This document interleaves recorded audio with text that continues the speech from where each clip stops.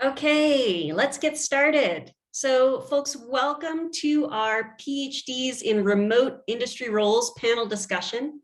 I'm Tori Waber and I'll be your host today. And I'll introduce our panel in a moment after I just lay out the lay of the land for what we're going to do today. Essentially, the purpose of this panel is for folks to learn more about opportunities for PhDs in industry. My hope is that we each come away from today with a sense of opportunity of what's possible with doctoral level training outside of academia. So to get us kicked off, I'd like to get a sense for our attendees and what stage you're at. So attendees, would you please drop into chat where you are in your PhD, sort of what year, or if you're post-PhD, go ahead and let us know as well so the panel and I can get a sense of who's in attendance. Postdocs, final year PhDs, post-PhD. Nice, so we've got a good range here from third-year PhD to faculty.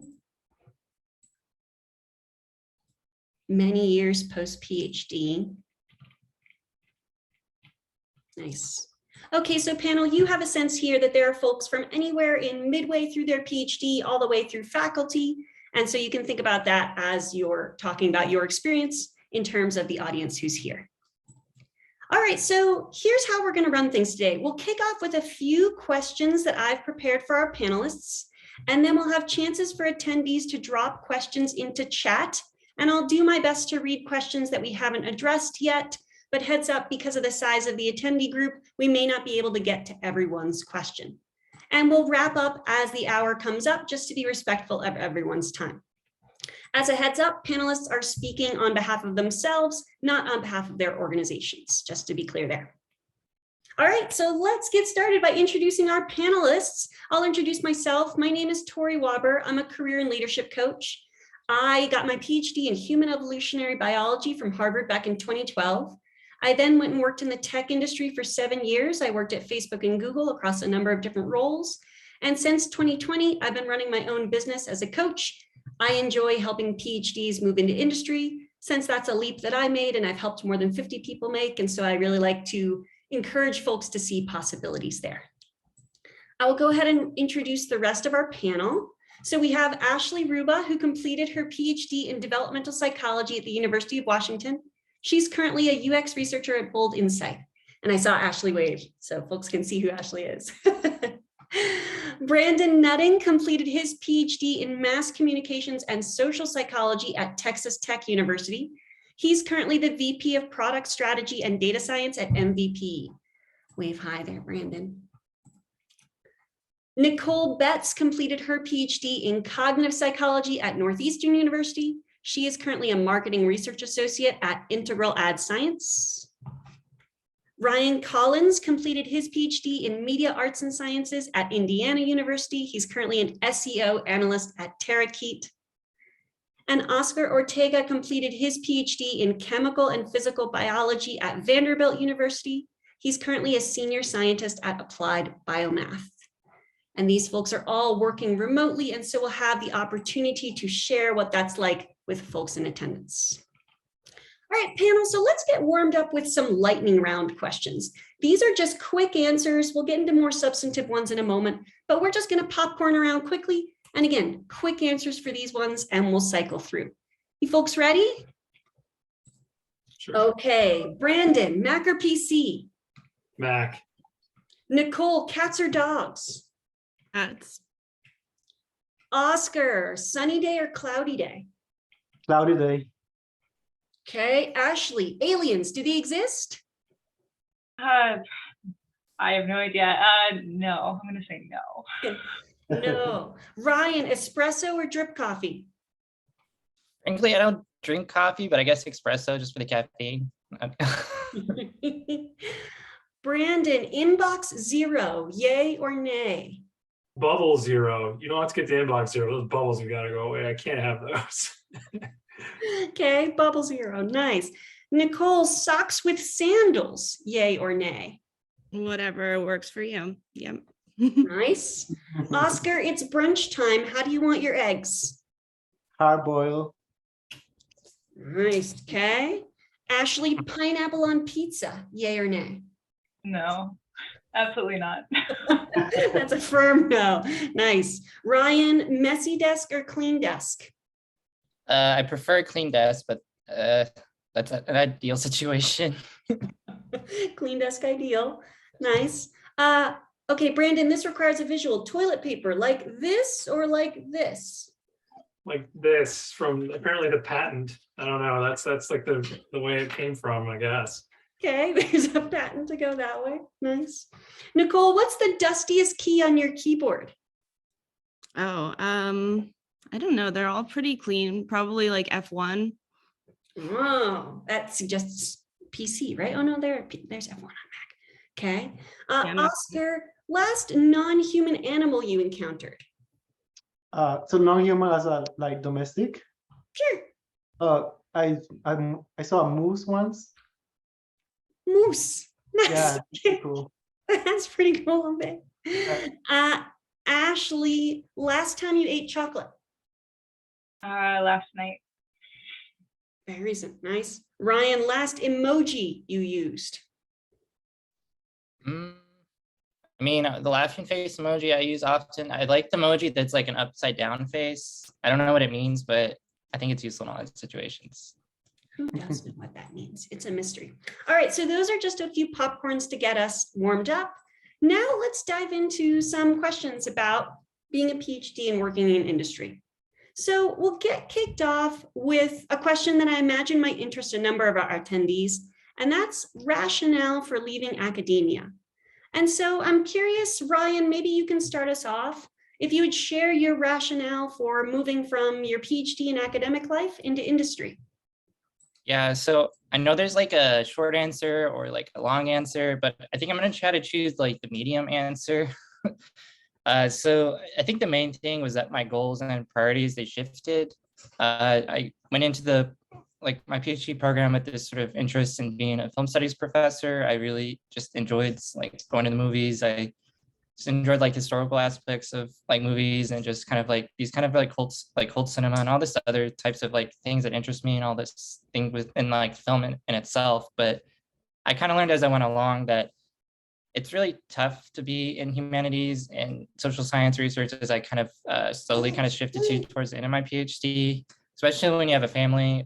So I have 3 kids, and we had a baby not long ago. You can probably hear it right now, but my priorities like are really about them. And I knew that I didn't want to move them across country for like a postdoc or adjunct position. And frankly, like my stipend at the time was really low. Like it was like 15,000. They just increased it. So I think part of it too is just like angered, maybe like some distress of like the academic system. There's like all these really bright people that I've met, like super bright people, but I feel like they didn't really meet, like they could have a lot more potential, I think, just like in their career and just like making a living and be able to like support themselves. And I just felt just anger at that sort of system that was happening. And a little bit part of it too is just I have a lot of curiosity, you know, it's kind of hard to like I just different things interest me, but it's kind of hard when you're a PhD where you have to like really focus, like, because if you ever seen that picture of the graph where it's like you get smaller and smaller and it's like this is your research area. And I think for me, like I have trouble doing that, and maybe I should have like look at that earlier on, but I think I learned that about myself, that I have a lot of these curiosities that I really just need like an outlet for those. And I think that's why I like SEO, just because there's all these like all this that's happening there. But yeah, that's kind of the medium answer of why I left. Anyone else want to build on that and share anything that resonated there with their own departure from academia? I can add a little. I mean, I definitely shared with Ryan the sort of shift in values and stuff. I didn't want to keep moving around. I don't have kids, but my partner, and even like shifting houses. I was just tired of not knowing where I was going to live. And then I also had some medical issues and realized that academia didn't have that kind of flexibility to have a medical issue or to have like a back surgery when you're supposed to be going on the academic job market. So between that and also some concerns with just the system, how academia is run, like there's a lot of issues that need to be fixed. I was also very annoyed with how they treated professors during the pandemic, particularly like immunocompromised ones.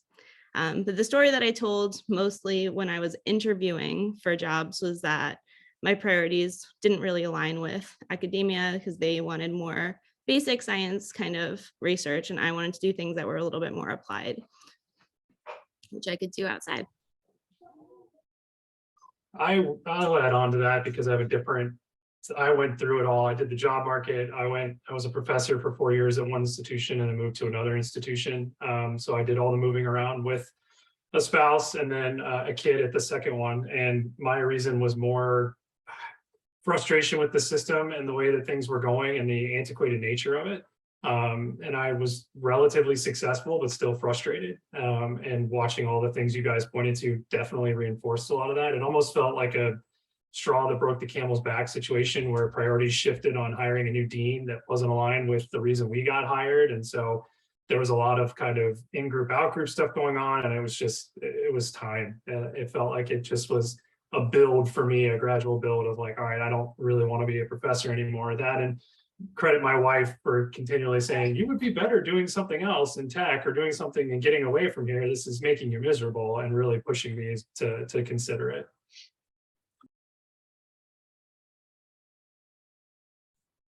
Well, and I'm curious with some of those frustrations and constraints of the sort of faculty system, anything you've seen that differs there in industry, right? Each of you is in a slightly different space in industry, but I'm curious if you were to compare the two in terms of constraints or maybe health benefits or dean politics, any ways to characterize differences you've observed there? Yeah, I mean, big time difference in appreciation for your time and your value and your contribution. I don't think there's an active hatred towards your value and contribution in higher ed or anything. I just don't think it's as acknowledged as easily as it is within industry spaces. I think there's like this sort of expectation of delivery within higher ed that gets sort of, oh, you meet expectations. That it was almost exactly like that on my faculty annual reviews, and you feel like you've gone above and beyond, whereas it's just more valued within the space because it's more visible, and the contributions tend to be more actively praised. And then, yeah, like I said, like valuing your time and your mental health and stuff is a pretty big thing within the industry spaces. I know that can vary from industry to industry, but there's an active discussion about mental health, taking your days off. We are one of those employees that have the unlimited paid vacation, which people don't take advantage of. So there's some like forcing you to get out and go do things. And, internally on teams and structures of yelling at people who aren't taking time off is pretty good. That kind of thing. So it's a little bit of a mindset shift, I suppose, would be the way that I would say it. Yeah, I was gonna say, like, don't people take sabbaticals so they can work more, at least in academia? That's not the point of a vacation. It's nuts.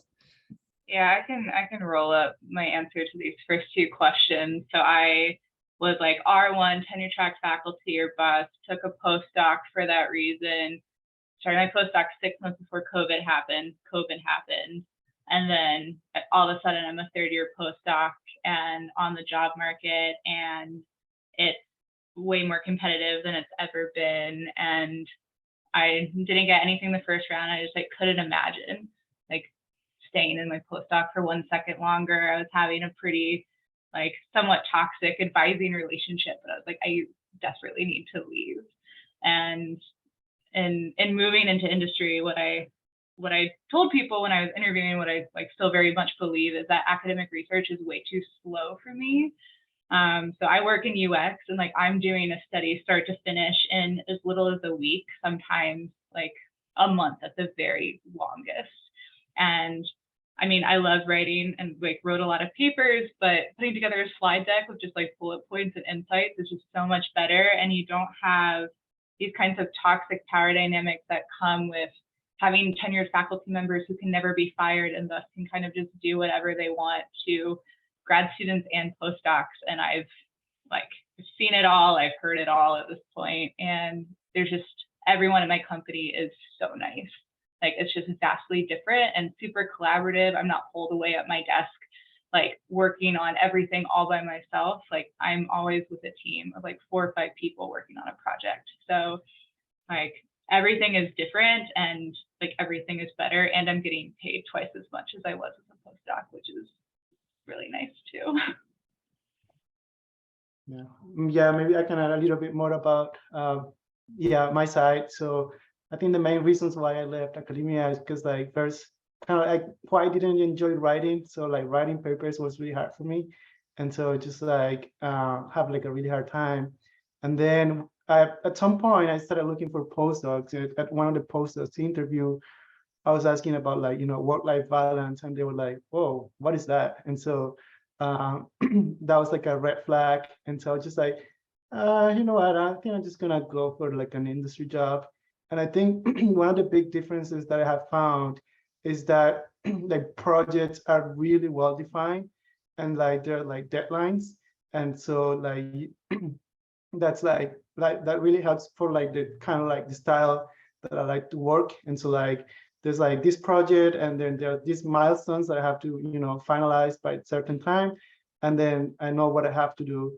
And then in, you know, in grad school or like academia, it's just like you have like a big question and you don't know where you really are going, and you're like, you know, in the cloud.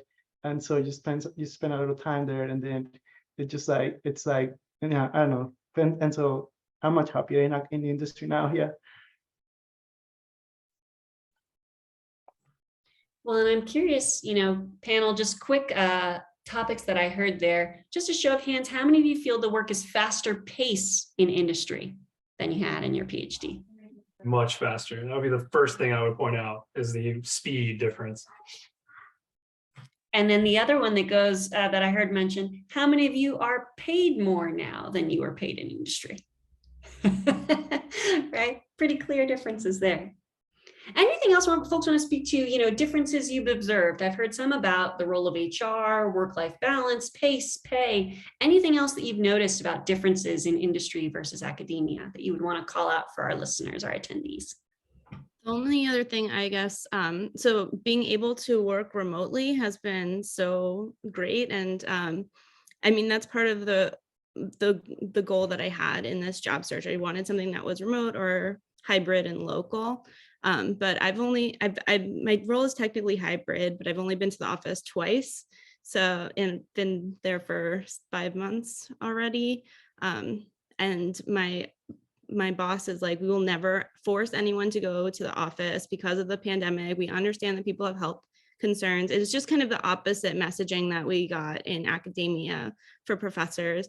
When I do go in, there's usually like 5 or 6 people there, and we have a giant office. So it still feels pretty safe. And yeah, it's just been a lot more supportive of, as others have mentioned, like my mental health, my physical health. I was sick one day and they're like, no, please take the day off, take tomorrow off, like get yourself feeling better. Yeah, it's been great.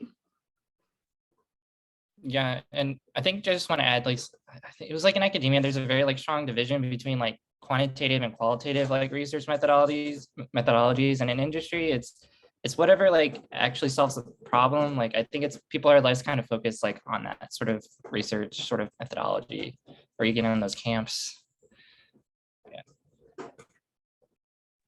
I'll double down on the appreciation thing that I touched on earlier. It's just such a bigger difference in like day to day. It's like, I think you can be appreciated within higher ed, but higher ed is so full of rejection. Like even if you're mildly successful, it's so much rejection. You have to figure out how to take the positive wins and then the 50 negatives, and it gets hard. Every one doesn't justify the 50. And since I've been in the industry, it's been the opposite. It's just there's so much more appreciation for even minor wins, small wins, things you get done, projects, tasks, things that benefit the whole, help other people, kudos, shout outs, those kinds of things. It's just, it felt the first thing when I get asked that question is like, what's the differences? One is the speed and 2 is the appreciation. There's a far greater amount of appreciation for what you're doing day to day and as a whole than you would see in higher ed.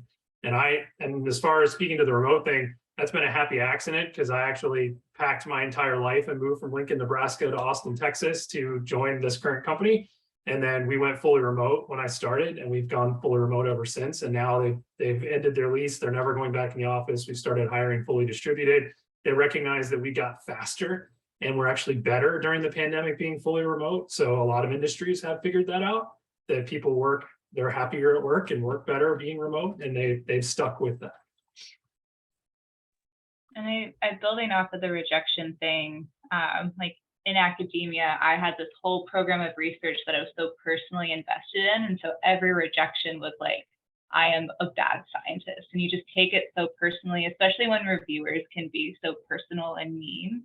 And working in UX, like I don't have this like personal attachment to my work anymore. And it's actually been really nice because I don't feel like if study results aren't what I predicted to find, I'm just like, well, that's like the data is the data, and I'm not going to lose my job.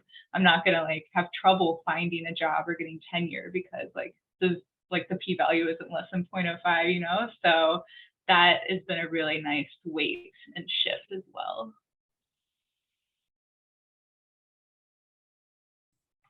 Yeah, that personal identity component can be a big one, especially coming out of academics. And so I'm curious then, in talking about this, companies valuing you, pace, these various topics, I'm curious how that plays out remotely. So anything that you've observed as unique about maybe starting at a company while remote, moving from in-office to remote, anything that you would want to call out for attendees who are considering remote opportunities versus in-office ones? I would say like there's a lot of, I don't know what the term is, maybe like it's like trust, that companies kind of trust that you can do your job, especially when it's remote, that you don't have like someone like walking by or checking that you're getting everything done. Like they believe you can do the job, and that's what matters. So I think the underlying element of it, maybe that's why there's like some sort of shift to like move people back away from remote work, but that's just my sort of maybe assumption. But The one thing I'll point out is by being fully distributed and remote, everything has to be written down and everyone has to be assigned their tasks and their pieces. So there's a lot less ambiguity. So, and you also don't have like pockets of people having a conversation that you weren't privy to. Everybody jumps on the same Zoom call. So it kind of varies, but sometimes it's easier depending on the thing to be all on the same page. And it's also easier to see clarity in different tasks and projects because they're all written down and tasked out and have to be somewhere. So someone doesn't walk up to you and give you a garbled line of things you're supposed to get done and you walk away and go, I remembered about 2 of those things, because everything has to be written down and documented. So that helps as well. And yeah, it's not perfect. There's definitely no replacement for in-person for some things, like brainstorming sessions, whiteboarding sessions are a pretty big one that I've called out repeatedly. But I think on the whole, communication can be better as long as the org is pretty good about structuring and requiring everything to be documented and pushed out. Yeah, I onboarded remotely. So, and I had another non-academic job before this that was part-time. It was also remote, but it didn't feel that different to me. I think I also like communicating over the computer. I like being able to type and take notes during the meetings rather than me trying to like maintain eye contact and write things down at the same time if we're in person. But I liked having the onboarding remotely because they didn't try to shove it all into one day. So we weren't trying to be in training for like 8 full hours and then they're like, okay, you're done. We had seminars over the course of 2 weeks. It was like every day we had 1 hour, and then we had some pre-recorded content that we could work through at our own pace. And it worked really well for me. I feel like I got a lot out of that format. And then my team also, as Ashley mentioned, is like super collaborative. So today I went into the office thinking that I didn't have any meetings, right? I was like, oh, I'm just going to work all day. And I had like 5 before noon because we all just had to touch base with each other. So we do a lot of those sort of spontaneous last minute meetings, which we didn't do as much even when I was in the office. Like it seemed easier to just be like, okay, we're all on here. Let's just have a Slack call. Yeah, I would add that. So I also onboarded remotely. So I've never worked in a non-academic job in an office, and so this is my only job experience. But I mean, so far it's been great. I haven't had any problem. And like, yeah, I mean, as Ryan was saying, there's like some sort of trust that you're gonna complete your task. And so I think that's great. And also, I mean, being remote is just like has like so much more flexibility, and it's just like allows you to do so many more things. But also I felt like recently I also felt kind of like tired of being at home all day.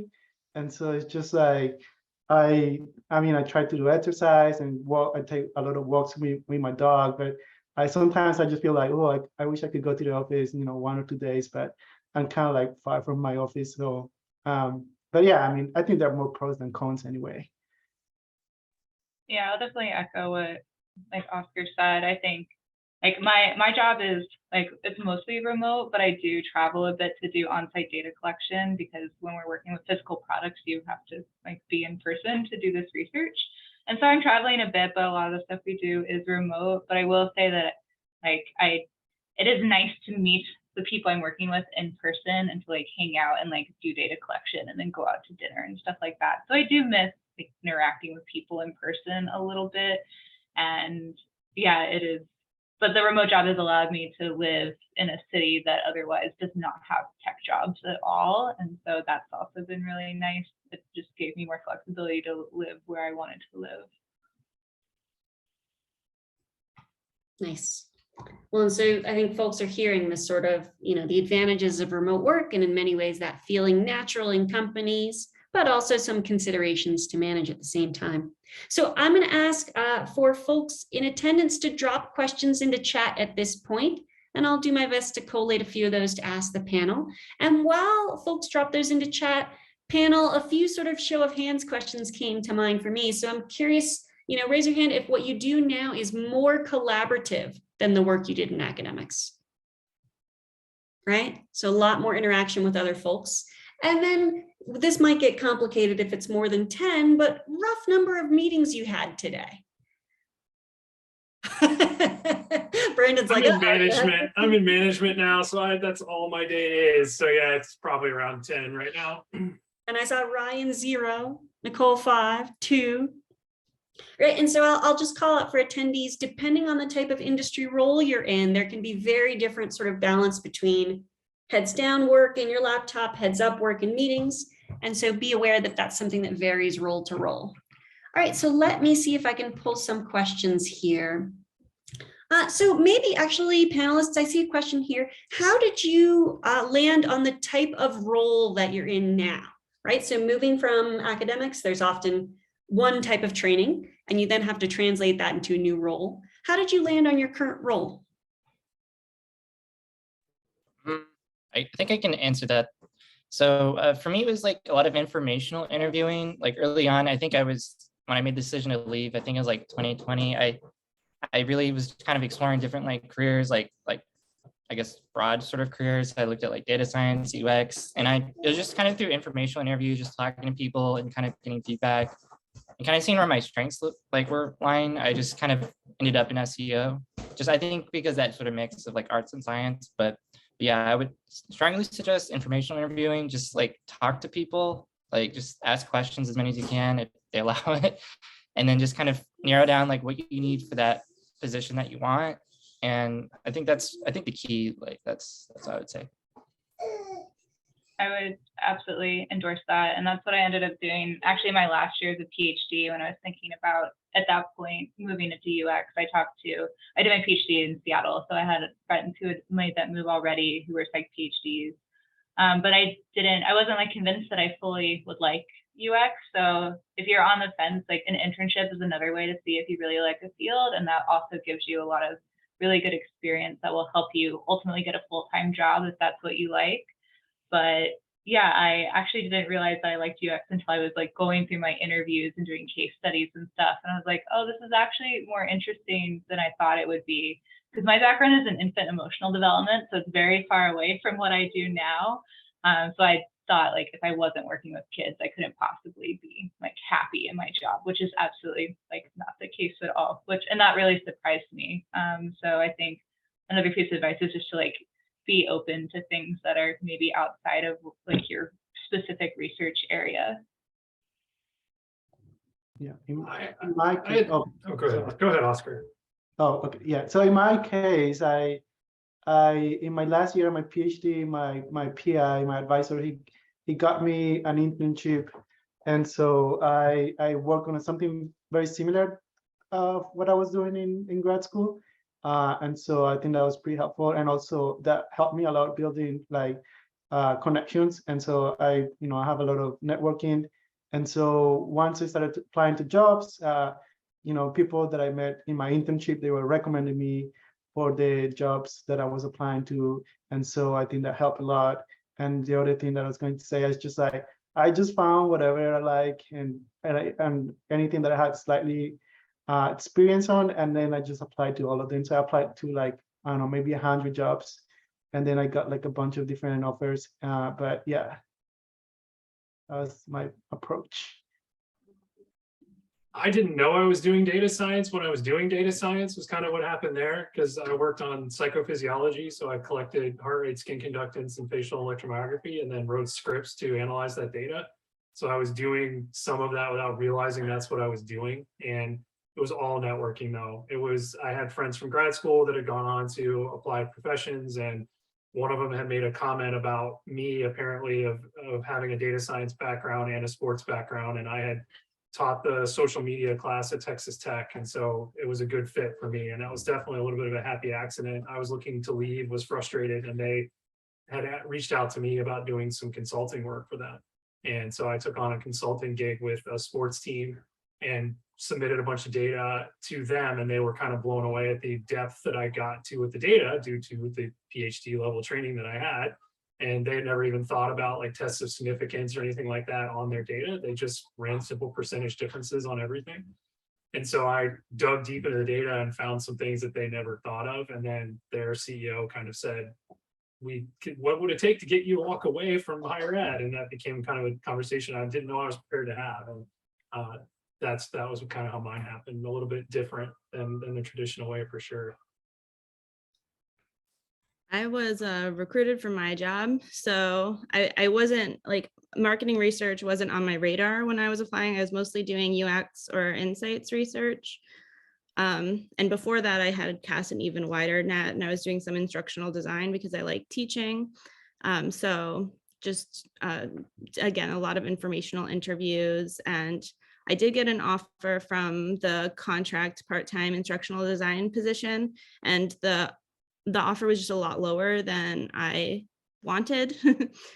So that was part of the reason why I decided to go with research, partly because I knew that the offers would be more competitive. And also I thought that I would miss research if I did instructional design and teaching. And I also spoke with some friends who thought that it would be harder for me to switch from teaching to research than from research to teaching. If like down the road, I'm like, no, I want to do instructional design again. Well, and so I think folks are speaking to this, but I want to double down on it just because there are questions on this in the chat. Oftentimes in a PhD, we're in a niche, we have one specific set of skills, and so we have to come up with ways to either talk about or demonstrate our experience for these roles that may not have the same vocabulary. Anyone want to speak to how they did that, right? Brandon, you were mentioning actually doing a sample project. Anything else that folks did to successfully take the experience they had and translate that in a different setting? I usually recommend just like reading a bunch of people's LinkedIn profiles, and all of the terms that you don't know, just look those up and try to figure out if that's something that you actually do know, just not by that name. So I did quite a bit of that. And also I've read books, like I read a book on UX research. I read a book on like consumer insights, and that helped a lot as well. Yeah, and I think it helps to avoid kind of like maybe not buzzwords, but these like overarching terms like research and teaching. Like they're not, I don't think super helpful, especially when you go in interviews. Like you really gonna have to kind of get more granular, kind of figure out kind of what those specific subsets are. And again, that's what Nicole said. LinkedIn's a great tool. Yeah, I agree. Look at LinkedIn when you're networking with people. Ask if you can see their resumes. I had people who sent me like, this is resume I used to apply to UX jobs. This is how I talked about my research experience in grad school. Yeah, also read books, listened to podcasts. I like did a little bit of like Google's UX design course on Coursera, which is a little more design focused, especially towards the end of the course, but at least like the little bit at the beginning is a good crash course into UX and product development. But yeah, I think like PhDs can learn anything and very quickly. And I think that's a good thing to keep in mind. Like all of these skills are 1000% learnable, and everyone here is super resourceful and can find this information.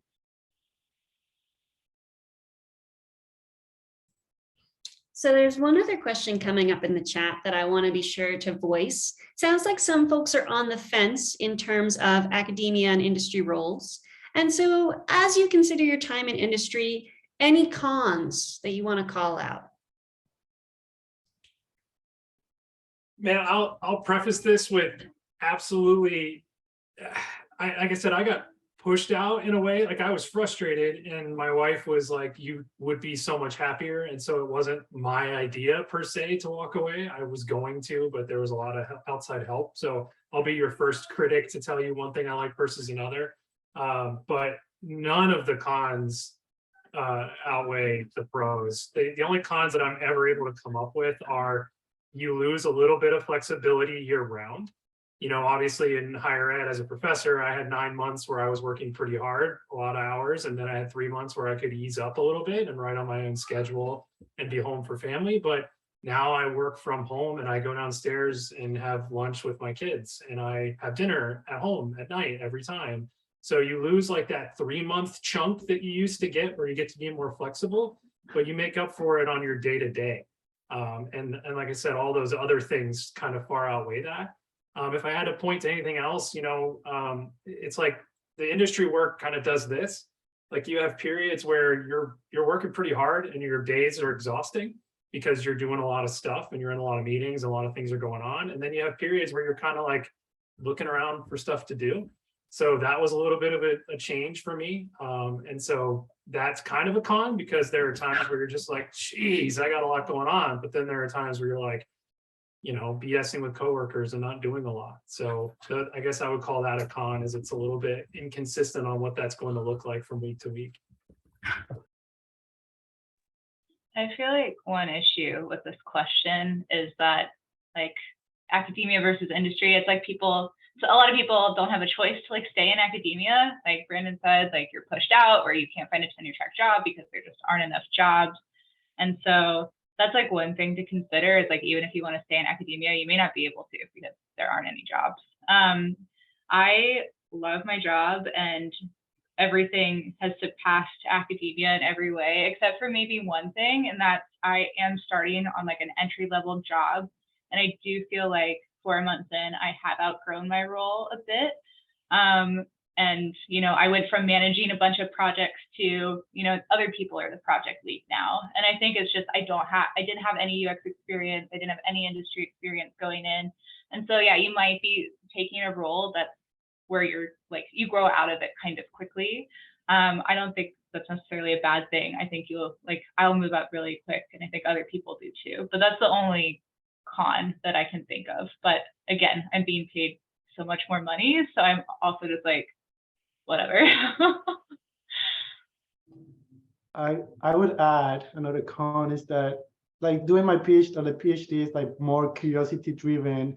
And so when you're working, you have to work on like whatever they told you to work on. And so once you find something interesting that you're curious and you know you want to spend more time on that, but it's not really useful for the company, you can't really do that. And so I think that's kind of like a big con that of like working on industry. But I mean, as everybody has said, I think that, you know, the pros of working in industry outweigh the cons of like, you know, academia. And yeah, like Oscar said, I guess I kind of unfortunate because I have publications in sports and I now work in sports. So I was able to work in the same. Now I'm in charge of product development at a software company now. So I don't get to exercise my curiosity as much as I used to. But when I was in the data science side, we get to work with cool data science data sets around sports. So I was fortunate enough that wasn't an issue, but I would echo that is something that a lot of people have told me, that you don't get to work on your pet projects and your specific interest all the time. So I'm going to pause on this and challenge it. And we'll see, because my sense is that as a grad student, if you're at a funded institution or with a funded faculty member, you may have flexibility in research. But if you are looking for tenure, looking for funding, that there are actually constraints on what you can do, and you have to sort of navigate based on what's fundable or what's tenurable. Am I off base there? That the work gets more constrained as you move on in academics? I never got to tenure track, but I never felt like I had that kind of control over my research program in grad school or as a postdoc that other people have. I think it varies a lot for individuals. Like if you're in a lab somehow that you can do whatever you want, then that's great. But I don't know that that's something that is that common. It was not my experience. Yeah, definitely not as a trainee. I had like surprisingly a bit more flexibility in grad school than in my postdoc, to just kind of do whatever I wanted. But yeah, I think like unless you have that tenure track position, which again, there aren't any jobs, and these jobs are like extremely competitive, like 300 or 400 people are applying for a single job. And I've been on a search committee, like I've seen what it is like from the other side. And I don't know how like anyone can get a job. But yeah, unless you like have a tenure track job and grant money, like you don't really have that much control over your research program at the end of the day. Well, and so maybe I'll ask another sort of just show of hands, how many folks on the panel feel that your company sees the value of PhD training? Ryan's a little bit meh. Well, I don't know if they know yet. I know there's a couple PhDs in like the data science and I think the UX side, but I don't know if it's like a widely known thing. I mean, I've been trying to push to like on that end, but Well, and so I will call out that probably varies between companies, right? If they've had exposure to working with PhDs, they may have different approaches there. Ashley, you were going to chime in as well. Yeah, like most of my company is like bachelor, master's levels and like a handful of PhDs, but that number is increasing, I think, especially as more PhDs that exit from academia. Yeah, in my company, it's kind of the opposite. Most of the people are PhDs, but I think it's kind of like, is the industry, because like I'm in pharmaceutical company. And so it's just like, very, very targeted or very focused on what we do. And so I'm curious then, we've talked a little bit about potential cons. Anything about, I would call these like headwinds, things that when you moved from PhD into an industry role, there were challenges that you might not have known about because you had PhD background rather than work background that you've had to navigate? I think there's a lot of like communication challenges for me. Just like the way that we communicate in academia it's just been completely different from how we communicate in my current job. Like everything that we do has to have specific deadlines, specific asks, everything has to be really concrete and clear. They don't want any like wishy-washy or nuance, like just give me like the insight. What's the insight, right? It's not like, well, in this case, maybe you would do this, but in this other case, they don't want that at all. And so that was a bit of a challenge for me. And also just everyone's so much more professional in my current job. Like, I mean, we can speak a little bit more casually if it's one-on-one, but I mean, the level of professionality has been very different. And my company is an ad tech, which is supposed to be very casual. So we don't wear suits. Like I can wear a tank top or a sweatshirt or whatever, it doesn't matter. But just interpersonally, it's a lot more professional and like respectful. yeah, and I think to add to that, oh, sorry, Oscar, I was just gonna say like business acumen. I don't know, it's kind of like the language of business or the language of, yeah, so that's something I've kind of learned myself, just like the types of words that you use, especially in reporting. But that's kind of a broader topic. But yeah, you go ahead, Oscar. Yeah, thank you, Ryan. Yeah, for me has been that, so as a PhD, I was trained to like, focus on a question and try to answer, especially like by myself. And so I think kind of like I wasn't used to ask for help or like kind of like, try to think a lot and like about a problem and spend like more time thinking about it. And so something that has taken me some time is that, this now I work in a team and everybody wants to help and they want me to succeed and everything. So like something that has taken me some time is that it's okay to ask, help like kind of like fast. And so I'm like, don't get stuck. And so I think just like being like that change in your mind of just like, oh yeah, I'm not, I'm stuck. I'm just gonna ask for help. And I think it's just like kind of like difficult transition, but I'm doing better now. Yeah, I'm sorry, Ashley, go ahead.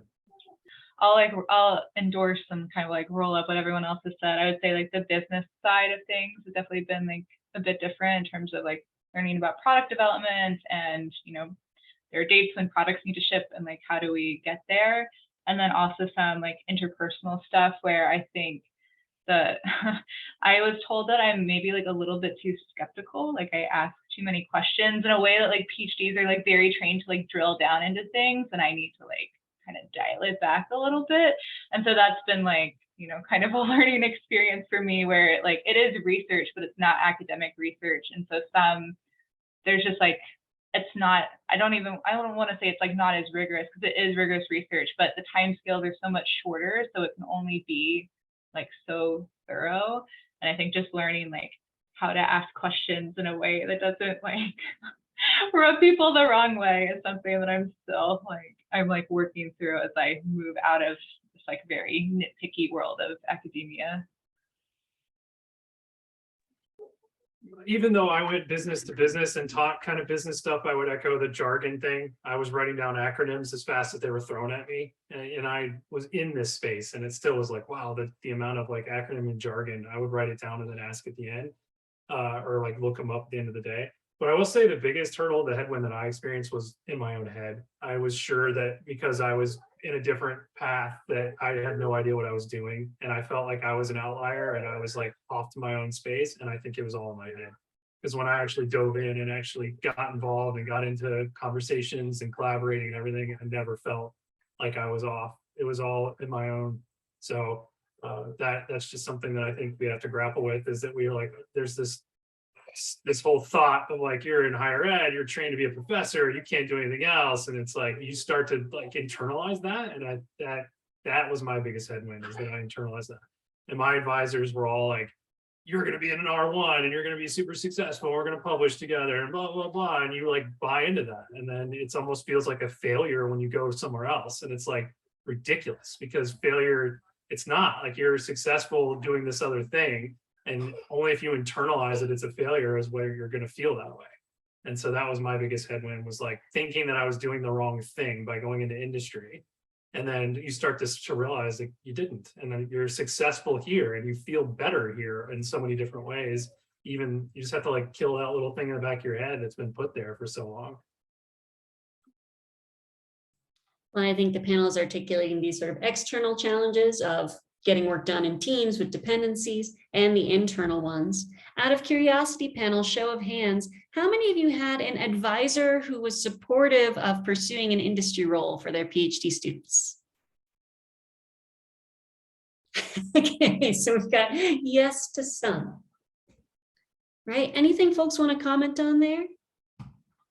I think mine were like supportive, and that they weren't like, they tried to convince me to not do it like a little bit, but then was like, no, I'm like leaving. Then they're like, okay, well, like, let me know if I can help, but they can't help. And so I feel like my grad advisor she did like put me in contact with a former postdoc who had moved into UX. So she did help me in that regard, but then my postdoc advisor like was no help at all in my transition. And so I think just recognizing like, even if people are supportive, they may not be able to help you. And other than like maybe putting you into contact with a handful of like former students that they know. Right. Yeah, that's my postdoc advisor tried to put me in contact with people, and he totally understood why I was leaving. My PhD advisor was just like, oh, I'm sad. That was pretty much the reaction. Like but yeah, there's not really much that they could do. They don't know how to help. And they also, I think, just don't know how to be supportive either. They're like not really sure what the reaction should be.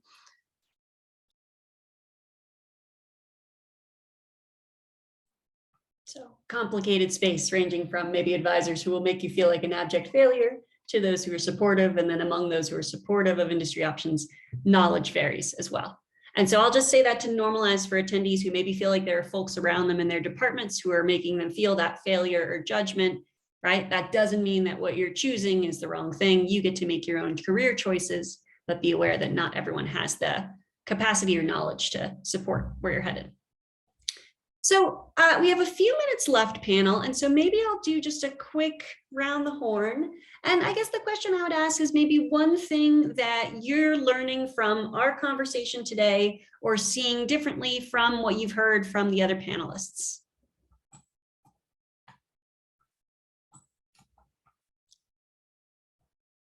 It's a tough one. I'm asking folks to think on their feet. Go ahead, Oscar. I was going to say that it's interesting how, I mean, academia is such a broad umbrella term. And so it's very interesting to see, each of us has a different kind of like a different PhD in different field. And so each of us has like a different experience. And so, because in my case, I think like I didn't have to work too much to move to industry because like my skills were very transferable to like the industry that I'm working on. And so I think it's interesting, how each of us has a different path and how to like, have like, different things to do to move to industry. Yeah, it's also interesting, I think, that we all seem to have different motivations for wanting to be remote. Like, I'm doing this partly for health reasons. Like, some people are doing that because they just want to live in a certain city. Like, so it's interesting to see how different that is and how that influences our experience. Like, some of you are missing coworkers, and I'm like, no, I'm good. I got my cats. Yeah, I'd say we're all like from different backgrounds, but there's a lot of agreement about, even in our different roles, like everyone's paid more, everyone says their role is more collaborative, everyone's role is faster paced, and each of us have like a different job title. And I think I assume that we're all like ultimately happier being in industry now than we were in academia. And that's kind of something I have met very few people who have moved from academia to industry who regret that move. Maybe like one person. So it's definitely like, it is sunnier on the other side, if anyone like in the webinar needs to hear that. Like, there's good stuff out here. Yeah, if you want to meet my wife, she'll tell you. She'll push you. Yeah, agree with all that was said.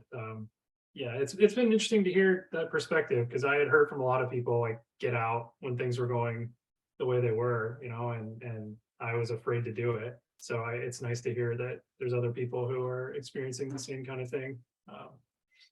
Give me my perspective on it.